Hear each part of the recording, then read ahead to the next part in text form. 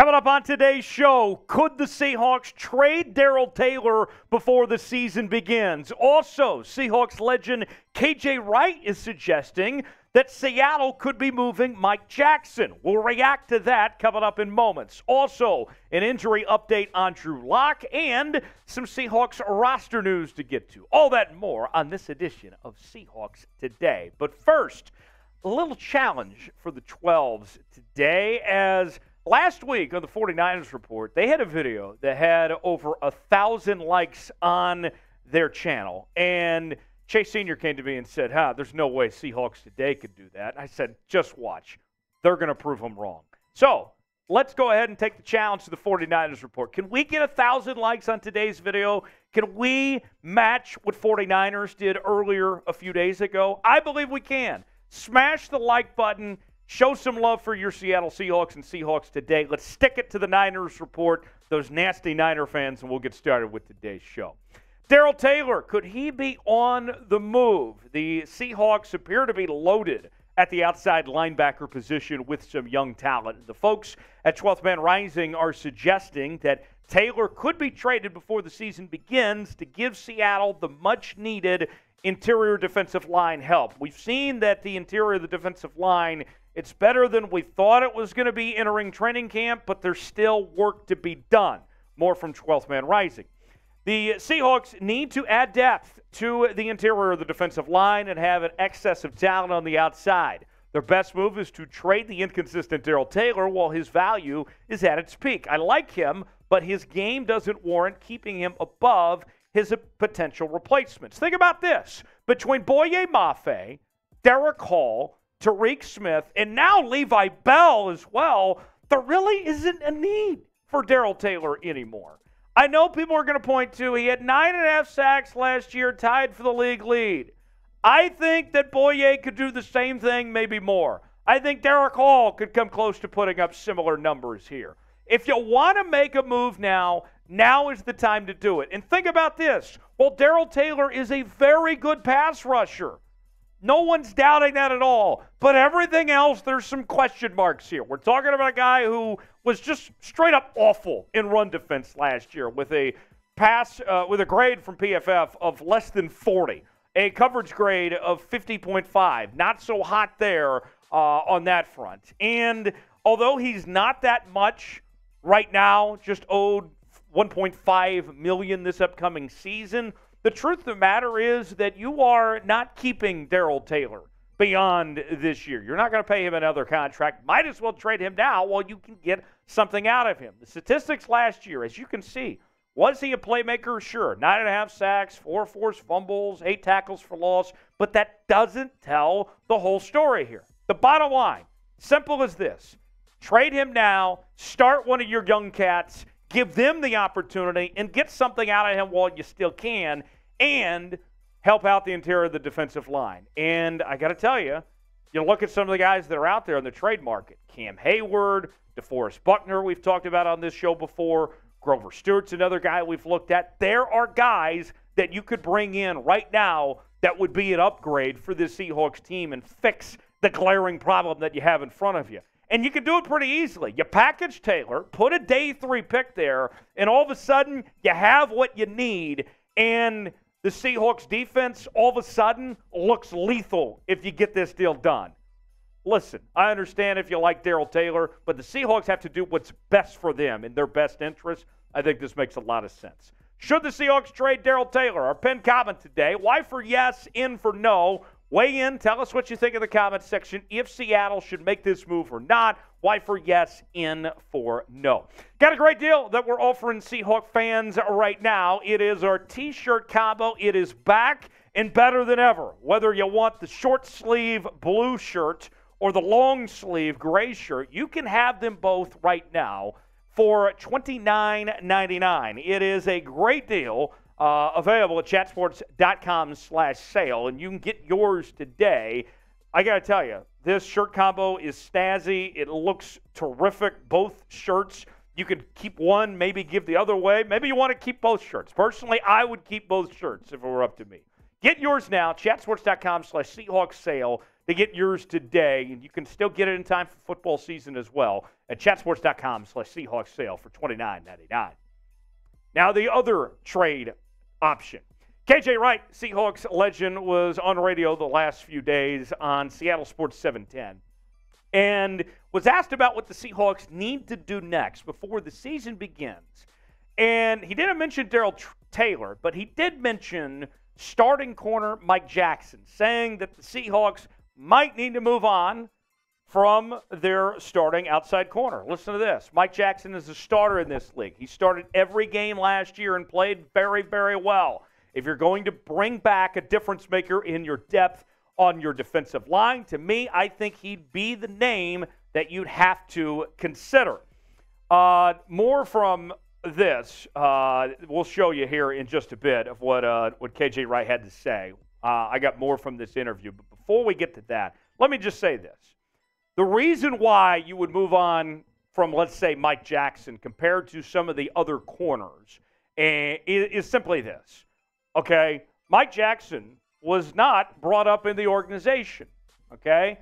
Everyone else is a young cat that was drafted that's part of your long-term plans and that you are investing in that regard. Mike Jackson, although he's been nice to have and I think the Seahawks have certainly gotten a lot more out of him than they anticipated, he's not part of the long-term future for this Seahawks team.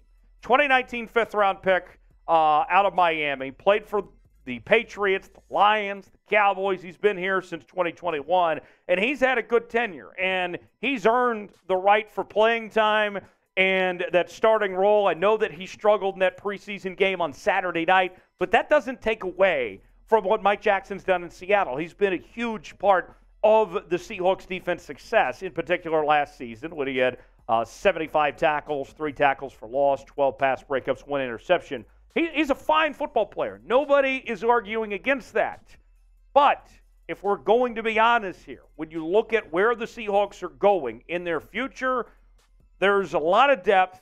You need to get better at other positions here. If somebody's going to go, it's going to be Mike Jackson. And that's just the nature of the beast. It's a business, but that's the truth of the matter here with Mike Jackson. More on Mike Jackson in just a second and what KJ Wright had to say. But first, want to make sure you're subscribed to Seahawks Today as we're delivering you daily news and rumors, live shows on Wednesdays at 3 p.m. Pacific time for a little happy hour session. And on top of that, we're doing watch parties for every single game day here on Seahawks Today as we're having a few drinks on hand, analyzing the game in real time. It is the place to be. If you're a diehard Seahawks fan, this is the channel for you. I need you to subscribe right now. Our next milestone, trying to reach 39.5 thousand subscribers. We're about 384 away from reaching that milestone. Help us get there. Join the family and be a part of what we're doing each and every day on Seahawks Today by Chat Sports. You can subscribe now for free. Turn on notifications so you never miss a moment. We got you covered here on Seahawks Today.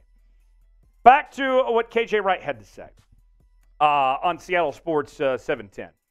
Too many really good football players on the bench in the DB room. I just got done talking about Kobe Bryant. Kobe Bryant has to be on the football field this 2023 season. And if he's on the bench and just running down on kickoffs, running down on punts, that will not be a good look.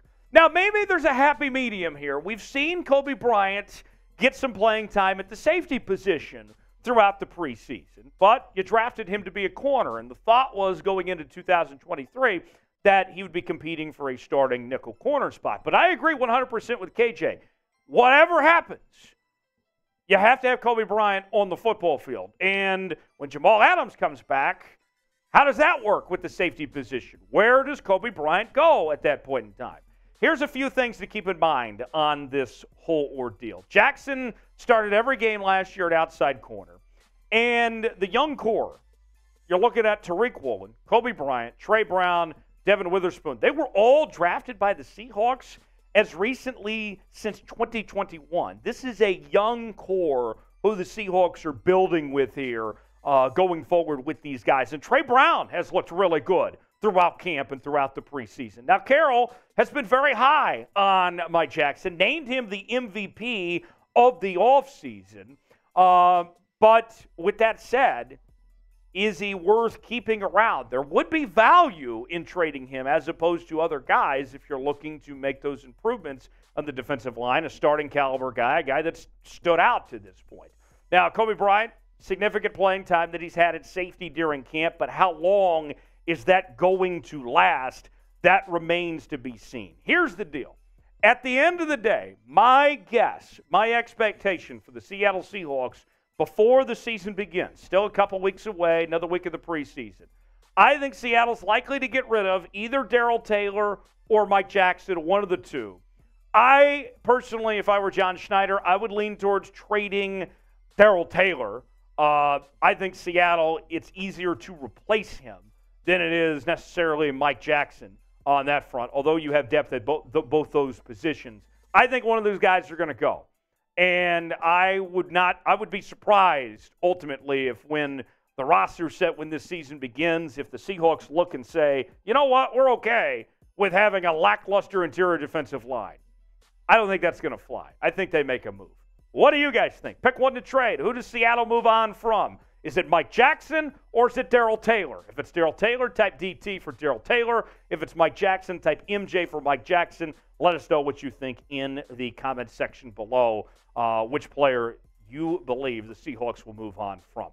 Injury news on Drew Lock as he hyperextended his knee in Saturday's preseason win over the Dallas Cowboys. But very good news, the tests came back negative, showing no damage to Drew Lock. He was very solid in the outing as he was 5 of 6 for 119 yards through the air and really had command of the offense. He's played really well throughout the preseason and throughout training camp.